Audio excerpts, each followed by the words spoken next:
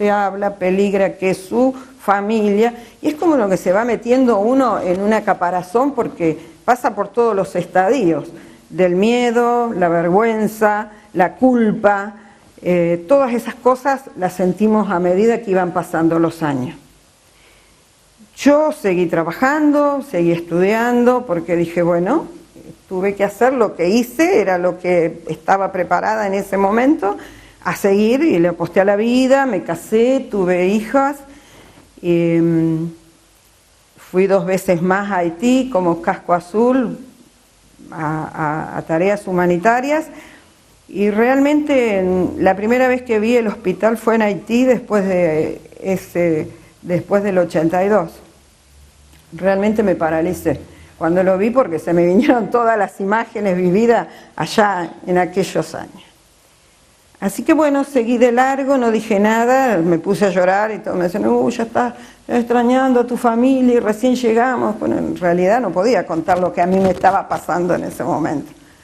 Así que bueno, vine de un Haití, seguí trabajando, me fui al segundo Haití, seguía, ya no era tanto el ver y estar viviendo en ese hospital, porque tanto en Comodoro Rivadavia como en Haití vivimos adentro del hospital, ¿no es cierto? Vivimos dentro del perímetro del hospital. Uno lo toma como la casa a eso.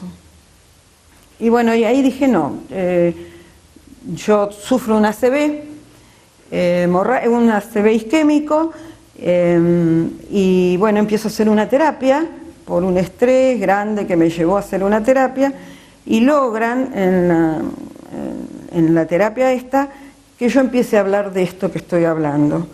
Y bueno, y creo que ahí fue cuando empecé a querer curarme mi alma yo, porque hasta ese momento la tenía muy, muy mal, ¿no? Era cosa que los 2 de abril no se podía hablar ni ver la tele, porque yo no quería escuchar, no quería hacer nada, miraba los desfiles quizás desde adentro de una guardia o de un consultorio y lo que quería que pase rápido ese 2 de abril.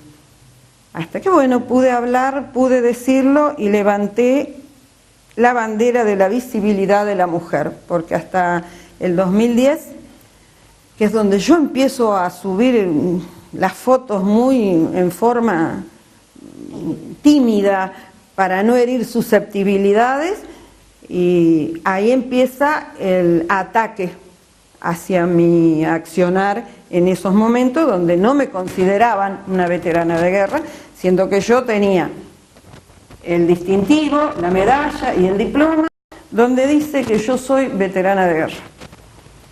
Entonces yo dije, no, ¿por qué? ¿Por qué esta negación? ¿Por qué? Entonces me empezó a contactar con gente que estaba en igual situación que yo, y empezamos a levantar, sobre todo yo, la visibilidad de la mujer. ¿Por qué?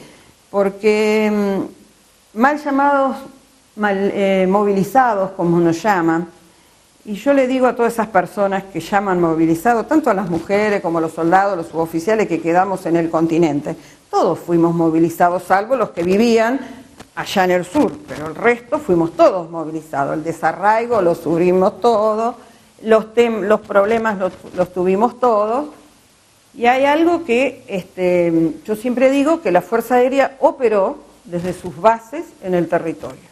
¿Qué significa eso? Que la Fuerza Aérea brilló como brilló, porque todos sabemos que nuestros pilotos son el orgullo y el terror de los ingleses, pudieron lucirse, actuar y brillar, porque en el continente tenían a un montón de gente, desde los soldados que estaban, los suboficiales, los que cargaban el combustible, las bombas, el que preparaba, hasta nosotros que los estábamos esperando si le pasaba algo como para más o menos atenderlo y que vuelvan a la misión. Entonces, si bien es cierto, este silencio cómplice de todos los estados que pasaron desde el 82 hasta acá, juntamente con los militares que tuvieron a cargo esa división absurda, son cómplices de todo este desastre que han hecho de los movilizados, no movilizados, porque yo siempre digo, yo soy veterana de guerra, a mí una pensión no me hace más o menos veterana de guerra. A mí no me hace, y creo que un montón, porque fuimos ahí convencidos de que tenía esa nuestra misión. El oficial, el suboficial de carrera, es la misión que toda su vida se prepararon. El soldado es diferente, porque el soldado estaba cumpliendo con el servicio militar, algo que no sabía yo si querían o no. Y mirá qué irrisorio, los soldados, la mayoría de los soldados, si no te digo todos, pedían volver. ¿Sí? Pedían volver. Llegaban aterrados llamando a su mamá. Estamos hablando de chicos también de 18 años, ¿no? Sí. Llegaban llamando a su mamá y en nosotros veían, ¿qué veían? Y veían la primera mano que le decía, estás acá, estás libre, estás bien, te curamos, te salvaste. No, pero yo quiero volver. La mayoría. Éramos la novia, la madre, la hermana, nos daban los números para que si por ahí nosotros salíamos a hacer algún mandado o algo, pedíamos los teléfonos y le avisábamos a la familia, está vivo, está en tal lugar. Por ahí eran familias del norte que ni tenían ni idea dónde estaban sus hijos. ¿Sí? Pero pues nosotros cumplíamos y le decíamos, bueno, ya le avisamos a tu mamá, ahora que hagan lo que puedan para venir a buscarte o a venir a ver. De esas historias tengo millones. ¿Sabes, Felicia? Realmente tu relato es algo como que paraliza y eriza la piel, porque los que vivimos de afuera esto con tanto dolor, porque realmente teníamos dolor, porque o un primo, o un hermano, o un conocido, sabíamos que lo estaban llamando o que lo iban a llamar, porque inclusive hasta otras clases anteriores que ya habían terminado el servicio militar tenían que estar preparados porque en cualquier momento podían llamarlos. Y de repente, Alicia, 24 años, despidiéndote porque alguien escribió una carta que dictaste para decirle a tu familia a dónde te ibas, porque ni tuviste el tiempo ni el espacio para hacerlo.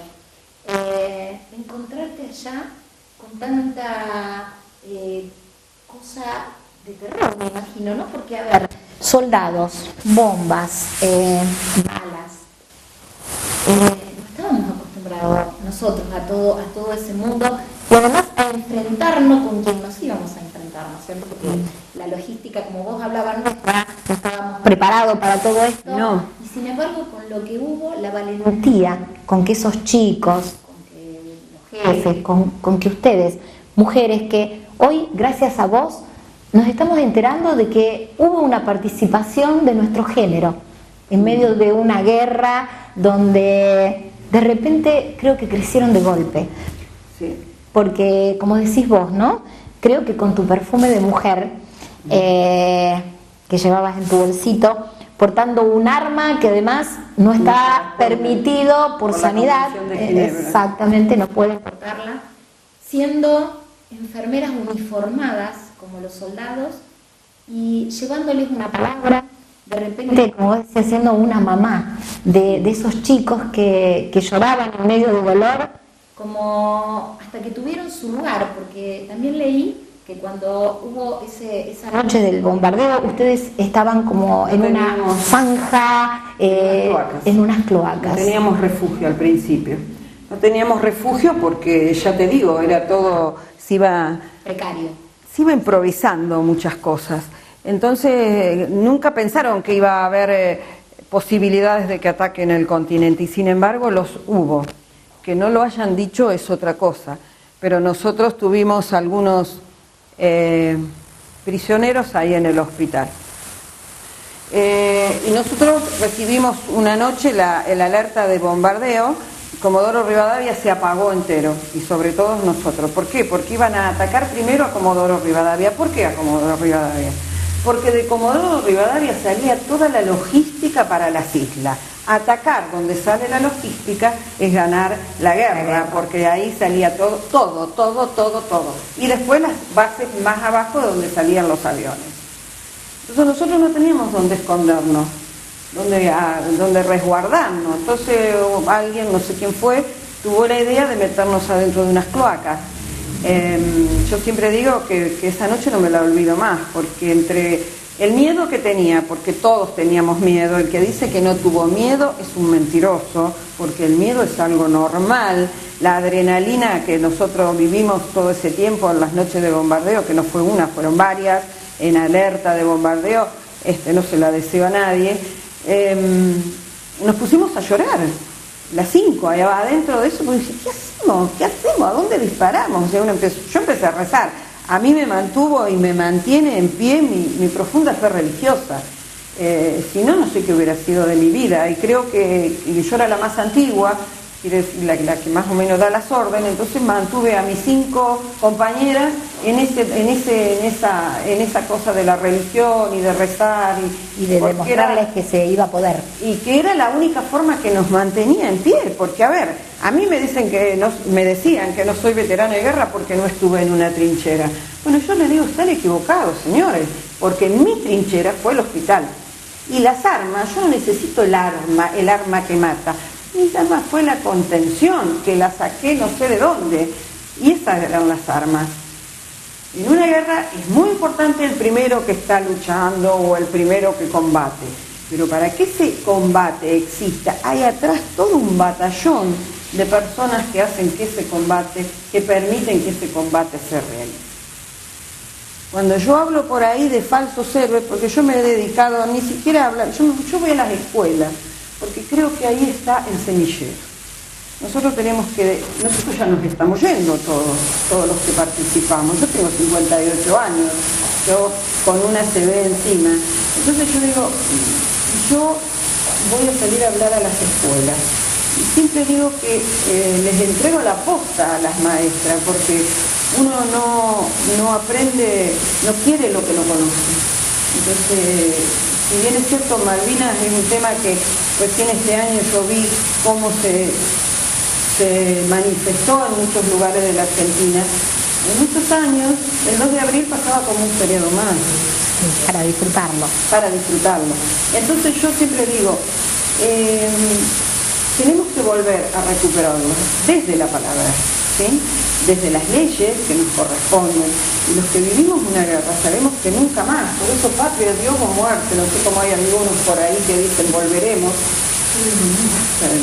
Ya 649 héroes regaron con sangre argentina. Jóvenes idealistas, si los había, a cara limpia, sin ningún pañuelo. Camuflaje, nada. Estaban luchando contra un gigante. Y los que nos quedamos en el continente, un día más que seguía la guerra, o 2, o una semana, no nos hubiera temblado los pies para cruzar a seguir reemplazando el que estaba allá. Por eso los desmalvinizadores nos han tratado de dividir todo este tiempo, cosa que gracias a Dios se está terminando porque se está reconociendo, de hecho que yo esté acá significa que se puede hablar y que se pueden decir cosas desde la verdad siempre, sin ser falsos héroes ni falsas heroínas. Los verdaderos héroes quedaron allá. Y el legado que nosotros tenemos de ellos es sembrar la verdad, porque las balas o los misiles no tenían nombre y apellido. Estábamos todos toda la Argentina estaba en peligro, ¿sí? Que no lo sepan era otra cosa, o que no querían que se supiera. Vamos a hacer una pequeña pausita. Bueno. No te vayas porque nos acompaña aquí, en este programa de Mujeres Hacedoras desde la ciudad de Santa Fe, Alicia Reynoso, una veterana de guerra que nos está contando todo esto que con el asombro que yo lo estoy recibiendo, seguramente vos que me estás viendo estás teniendo la misma sensación. Quédate que enseguida volvemos. Juntas a soñar romperé, tus desafíos te ayudará a cumplir. Todo es posible, es todo simple. Ganas de triunfar debes sentir. Mujeres Hacedoras Radio, todos los miércoles de 18 a 20 horas por FM AZ 92.7 MHz. Temas de actualidad, invitados, humor y todo para que pases una tarde divertida e informada. Mujeres Hacedoras Radio. También podés seguirnos por www.az.com.ar. Juntas a soñar romperé. Hacemos radio. Mujeres Hacedoras de Villa Gobernador Galvez. por la 102.9 MHz o por www.fmregional.com.